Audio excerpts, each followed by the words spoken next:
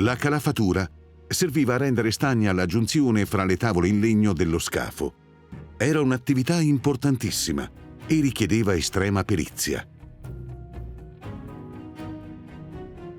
Gli scafi veneziani venivano volutamente realizzati con ampi spazi di interconnessione fra le tavole per rendere più elastiche le imbarcazioni.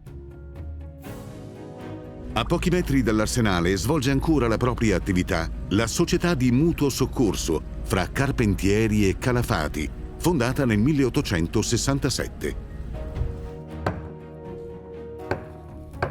Seguendo tecniche e gesti tramandati da secoli, qui si fanno ancora i lavori di calafatura con l'ausilio di stoppa e catrame.